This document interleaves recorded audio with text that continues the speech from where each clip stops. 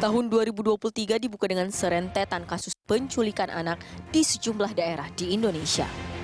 Di Cilegon, Banten, jajaran Polres Cilegon tengah menangani kasus penculikan anak terhadap bocah berusia 4 tahun di sebuah mal di kota Cilegon. Penculikan balita ini terekam kamera CCTV mal. Penculik yang merupakan seorang pria mengajak korban dan kakak korban yang berusia 7 tahun membeli es krim. Lalu, pelaku meminta kakak korban pulang memanggil ibu mereka. Saat kakak korban pergi, penculik membawa kabur korban. Sementara orang tua korban memastikan pelaku penculikan adalah kerabat ibu korban. Namun, orang tua korban tak mengetahui apa motif pelaku menculik korban yang notabene keponakannya sendiri. Kenal. Alasan dia kesini apa sih Pak awalnya Pak? Silaturahmi. Alasannya kesini ya silaturahmi. Itu saudara apa seperti apa itu Pak? Itu saudara tirinya istri. Saudara istri. Ya, saudara istri. Itu sebelumnya baru pernah kesini sebelumnya apa baru pertama kali? Baru pertama kali, baru itu saya tatap muka sama orang itu. Sementara di Kendari, Sulawesi Tenggara, tangis Mardiana tak terbendung saat mengetahui bayinya yang baru berusia 9 bulan berhasil diselamatkan polisi. Mardiana lega karena bayinya yang sudah 1 hari diculik bisa kembali ke dekapannya dalam keadaan sehat. Polisi berhasil menyelamatkan korban yang diduga dibuang pelaku saat berusaha kabur dari kejaran polisi. Kasus penculikan ini berawal dari korban yang tengah digendong ayahnya. Tiba-tiba, orang tak dikenal berusaha merebut korban dari tangan ayahnya. Bahkan pelaku sempat mengayunkan senjata tajam untuk merebut korban. Saat korban berhasil direbut, pelaku kabur melarikan diri. Kini, polisi tengah memburu pelaku yang identitasnya telah diketahui.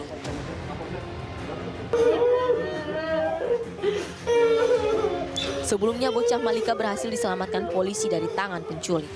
Ia kini menjalani perawatan dan pemulihan psikologis di Rumah Sakit Polri Kramat Jati. Setelah sebulan dibawa kabur penculik, Malika kini dalam pengawasan tim. Dari pengakuan ibunda, Malika alami trauma berat karena perlakuan tak menyenangkan dari pelaku penculikan. Saya jadi sedih melihat Kondisi perubahan drastis seperti itu yang dialami Malika. Itu diapain gitu sama si Yudi, sehingga tuh anak bisa kayak gitu. 3 kejadian penculikan di awal tahun sudah sepantasnya menjadi alarm bagi semua pihak untuk meningkatkan kewaspadaan dan pengawasan terhadap buah hati tercinta. Edukasi untuk berhati-hati dengan orang asing tak ada salahnya mulai diterapkan. Semua pihak harus ikut terlibat dalam mencegah praktik penculikan anak yang belakangan kian.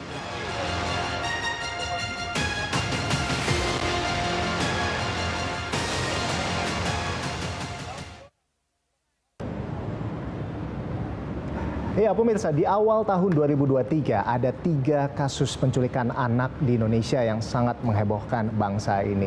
Di Jakarta, di Cilegon, dan terakhir kita lihat ada di Kendari, Sulawesi Tenggara. Update-nya hari ini ya pemirsa.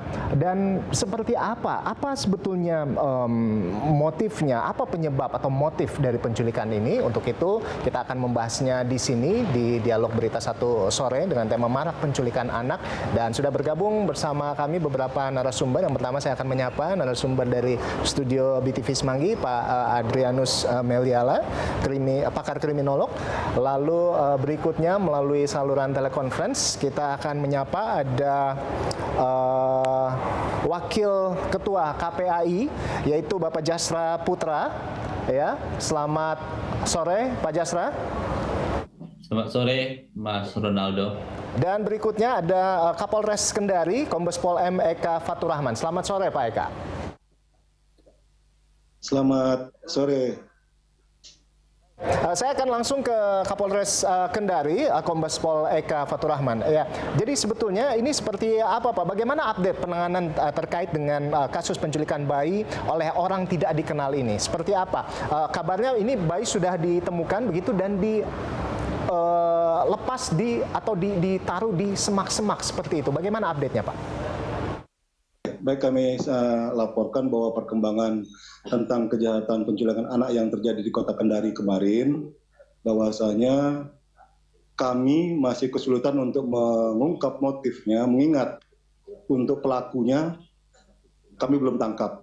Namun alhamdulillah untuk anak yang diculik dirampas dari orang tuanya, kami bisa ketemukan yang ditinggalkan pelaku di sebuah rumah kosong, tempat rumah dari si penculik ini. Kami masih menduga, masih belum siap. Bukan semak begitu Pak, ditaruhnya? Di dalam rumah kosong, memang ini rumah yang bersangkutan ini seorang buruh, kerja di tempat orang, mendapatkan rumah kosong di belakang sekali, di daerah-daerah semacam perbukitan gitu, di kota Kendari ini yang sepi dari keramaian. Di sana yang bersangkutan memang tinggal. Ketika pukul 12.00 waktu Indonesia Tengah, merampas anak kecil milik dari orang tuanya Ali dari tangannya dengan cara mengambil secara paksa.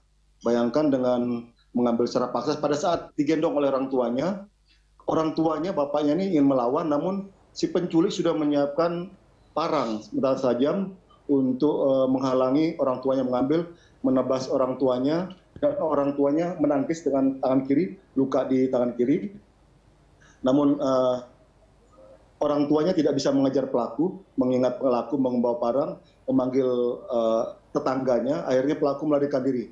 Nah, ketika melarikan diri inilah para tetangga dan orang tua sendiri tidak menemukan pelaku, akhirnya melaporkan kepada kami pukul 12.30 dan kami langsung kerja saat itu, olah TKP, memeriksa saksi. Alhamdulillah pukul 23.30 waktu Indonesia bagian tengah kami dapat temukan anaknya tersebut. Anaknya pada ditinggalkan oleh pelakunya. Pelakunya setelah kami menemukan anaknya, kami bawa ke rumah sakit, kami pertemukan sama ibunya, sama keluarganya, sama orang tuanya, dan kami kembali lagi mencari pelakunya. Namun belum ketemu sampai sekarang. Kombes Eka, jadi tadi Anda sampaikan bahwa ini pelaku meninggalkan anak ini di rumah begitu ya, di rumah yang rumah tua seperti itu, dan lalu artinya ini pelaku kabur seperti itu. Nah, sejauh ini seperti apa update pencarian terhadap pengejaran pelaku? Sudah sejauh mana, Pak?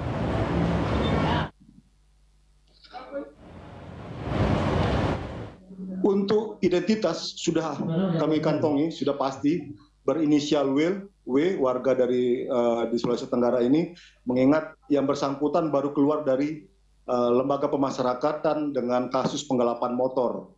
Nah, ini masih kami penyelidikan mendalam berkaitan dengan kasus asmara. Sebelum masuk ke dalam lembaga pemasyarakatan ini, terduga pelaku pernah menjalin hubungan asmara dengan seorang perempuan berinisial S. Nah, ketika ditolak, ketika keluar dari lembaga pemasyarakatan, pelaku ini ingin kembali berhubungan dengan saudara S. Namun saudara S menghindar, dan menghindarnya ini mengakibatkan pelaku mencari cara untuk menarik perhatian dari keluarga S. Akhirnya si korban laki-laki yang bernama Aksa ini merupakan keluarga dari S yang pernah berhubungan asmara dengan si pelaku. Inilah dirampaslah anak berumur 9 bulan berinisial A dari tangan orang tuanya, dengan akibat bisa memancing perhatian dari keluarga S supaya ada perhatian dari si pelaku ini. Jadi anak ini adalah kerabat atau keluarga dari S ini begitu ya, Pak Kombes ya? Iya, benar. Lalu ini ya, seperti apa, Pak? Jadi bagaimana kelanjutan ini, Pak? Kami masih mencari kunci dari motif, nanti akan terbuka ketika kami sudah mendapatkan pelakunya. Baik. Nah, selanjutnya ini kasus penculikan anak sebetulnya bukan barang baru begitu ya, Pak, di Kendari. Ini bagaimana upaya kepolisian Kendari untuk menyelesaikan dan mencegah aksi penculikan selanjutnya, Pak? Kami sudah berkoordinasi dengan pemerintah Kota Kendari. Kami sudah menyampaikan kepada para camat, kemudian lurah di seluruh wilayah hukum Polresta Kendari untuk menghimbau sama-sama kita menjaga situasi, mengingat kami dari kepolisian jumlah terbatas. Kami meminta bantuan teman-teman dari rekan-rekan kami dari TNI juga mensosialisasikan, menghimbau warga untuk jangan panik, mengingat kasus ini memang tidak murni ada sindikat, namun hanya sekelompok orang saja, bukan menyangkut organisasi ini. Jangan panik, sampaikan kepada seluruhnya bahwa kami masih kerja, secepatnya kami akan ungkap pelaku ini. Memang jadi PR atensi bagi kami untuk mengungkap pelakunya ini. Jadi Pak, bisa dibilang bahwa ini bukan sindikat seperti itu ya. Ini lebih ke personal bukan. Begitu. Ada apa personal, namanya semacam dendam dan ingin menarik perhatian. Tapi saya mau pastikan lagi yang S ini, apakah ini bukan ibu dari korban begitu ya Pak ya? Bukan hanya keluarga, hubungan sepupu dengan si anak ini, dengan ibunya si korban, saudara M ini. Ada ibunya namanya M, punya hubungan dengan saudara S. Oke. Baik, terima kasih Pak Kombes sudah bergabung bersama kami di Berita Satu Sore, dan kami akan update selanjutnya terkait dengan kasus penculikan anak di Kendari ini. Terima kasih Pak Kombes, selamat sore, selamat beraktivitas kembali. Iya, dan tentunya tidak hanya ada Pak Kombes di sini, tentunya ada juga Pak Adrian di sini, Prof. Adrian. Saya akan langsung ke Prof. Adrian. Jadi sebetulnya ini kan kita lihat Prof. Adrian, 3 kasus penculikan anak begitu di awal tahun ya, sekalipun ya memang kalau yang ini Malika belum terlalu lama di Desember seperti itu ya. Ini sudah ada 3 kasus besar begitu, menghebohkan. Apa sebetulnya penyebab atau motif dari penculikan ini kalau dari kacamata Prof. Adrian? Sebelum ngomong ke motif, maka secara umum kejahatan penculikan, khususnya penculikan anak, itu rendah sekali secara crime total di Indonesia. Maka kalau misalnya dalam beberapa hari ini ada 3 kasus, itu menurut saya itu wave, itu seperti gelombang saja lagi naik gitu ya. Maka pada besok-besok itu saya yakin akan turun gitu ya. Apalagi dengan perkuatan dari kepolisian, atensi kepolisian, maka lalu praktis para pemain-pemain sindikat boleh dibilang begitu akan turun. Nah, tetapi betul bahwa kita memang tidak boleh lengah ya. Dari pengalaman saya mengamati berbagai kasus, maka kejahatan penculikan yang berbasis pada niat ransom, motif tebusan, ya itu umumnya tidak ada. Ya, kalaupun misalnya ada, itu yang disasar adalah keluarga kelas menengah yang dikenal oleh pelaku. Jadi pelaku sebetulnya sebagai contoh mantan pembantu rumah tangga, mantan supir, mantan tukang ngebun, yang entah kenapa keluar ya, putus hubungan dengan majikannya, lalu mungkin pikiran setan apa yang muncul, maka lalu kemudian yang menjadi objek penculikannya adalah keluarga yang pernah tempat dia bekerja. Ya, dengan kata lain bukan orang kaya konglomerat yang asumsinya memiliki uang lebih besar untuk sebagai tebusan. Itu kalau konteksnya ransom ya. Yang jauh lebih banyak adalah penculikan yang bermotifkan trafficking. Perdagangan. Di mana anak diculik untuk apa? Anak diculik untuk sesuatu hal yang bersifat khusus, seperti contoh misalnya diadopsi secara ilegal. Yang kedua, dipekerjakan. Contoh misalnya pada kasus Malika, dipekerjakan sebagai pengemis. Yang ketiga, dijadikan sebagai objek prostitusi, ya sebagai wanita PSK. Dan yang keempat adalah yang lalu kemudian ngomongnya aja sudah bikin kita gilu adalah bagian tubuhnya diperdagangkan organ tubuhnya. Nah itu semua bisa terjadi dalam konteks trafficking. Ada yang kemudian memang sindikat yang khusus satu hal saja, khusus pengemis saja, khusus pelacur saja, tapi juga ada yang paruh gada, ya tergantung pesanan. Demikian. Tergantung kebutuhan ya Pak ya.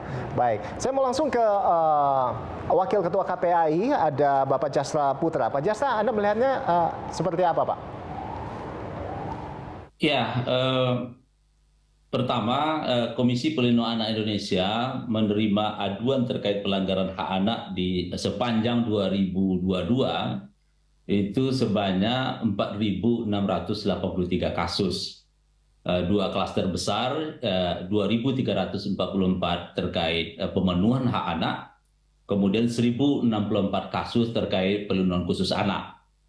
Di klaster pemenuhan hak anak ada hal yang saya kira harus menjadi perhatian kita, bahwa isu keluarga dan pengasuhan alternatif menjadi isu yang saya kira ini menjadi isu hulu ya, di mana perceraian terhadap keluarga, pembuangan bayi, kemudian perebutan hak asuh gitu ya, ini menjadi warna dalam aduan kita gitu ya, terkait anak berkonflik dengan orang tua, kemudian termasuk juga korban dari perceraian. Nah yang kedua memang kasus kekerasan gitu ya, terutama kekerasan fisik psikis dan seksual.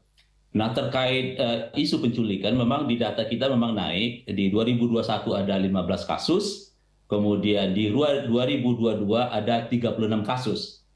Kasus ini memang ada kasus di mana tidak dikenal orang penculiknya, ya, seperti kasus di Depok ya, Prof, pernah seseorang menjanjikan anak melalui media sosial untuk main game di tempat warnet tertentu gitu ya.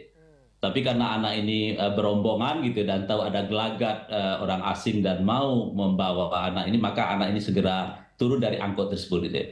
Tapi kasus yang paling banyak kita temukan memang kasus yang di mana keluarga yang situasinya bercerai, menutup akses gitu ya, maka di sana terjadi penculikan gitu ya. Nah, biasanya kasus-kasus seperti ini ada dilaporkan kepada kepolisian, tapi kalau ke kita itu biasanya kita lakukan mediasi gitu ya. Kalau memang itu yang katakanlah yang membawa adalah bapaknya atau ibunya atau mungkin keluarga besarnya gitu ya. Nah, di tahun 2023 ini memang ada 3 kasus yang saya kira fenomenal. Satu Ananda M, kemudian ada Cilegon yang kemudian tadi ya yang disampaikan oleh Bapak Kepolisian gitu ya. Nah, saya kira kasus ini kasus yang harus dilihat lebih jauh gitu ya. Ananda M di Jakarta misalnya hampir 26 hari gitu ya, dibawa oleh seorang pemulung gitu ya, kemudian hampir kehilangan jejak dan seterusnya. Tapi dengan kelihan kepolisian ya tentu dalam konteks ini kita perlu apresiasi. Namun catatan kita adalah anak-anak yang dalam situasi rentan gitu, ini harus menjadi perhatian kita bersama. Keluarga-keluarga pengasuhan yang rentan ya seperti Ananda M di Jakarta gitu ya, kemudian di Cilegon gitu ya. Dan yang tadi yang disampaikan oleh Bapak Polisi, kita tentu harus asesmen lebih jauh gitu ya. Ini sangat rentan oleh penjahat anak gitu ya. Apakah itu pelakunya orang terdekat atau orang jauh gitu ya. Nah, yang kedua catatan kita adalah kadangkala gitu anak tidak hanya sekedar diculik gitu ya, tapi juga mengalami kekerasan lanjutan. Seperti kasus Ananda M di Jakarta itu mengalami kekerasan dicubit ya karena nggak mau ngemulung gitu ya. Dia dicubit perutnya dan seterusnya gitu ya. Jadi situasi-situasi ini tentu harus komponen sistem perlindungan anak kita harus hidup, RT RW kita gitu ya, keluarga tentu menjadi pertama dan utama untuk melindungi anak-anak kita sehingga situasi-situasi ini tidak berulang. Apa yang disampaikan oleh Prof itu mudah-mudahan kasusnya bisa turun gitu ya. Tentu turunnya kasus ya tentu bagaimana warning system ini harus hidup setiap saat mulai dari keluarga, RT RW, kabupaten kota dan kita semua dan termasuk juga teman-teman media gitu Mas. Baik, Pak Jasta dan juga Prof. Adrianus, kita masih akan membahas terkait dengan maraknya penculikan anak. Untuk itu pemirsa tetaplah bersama kami, Berita 1 Sore akan segera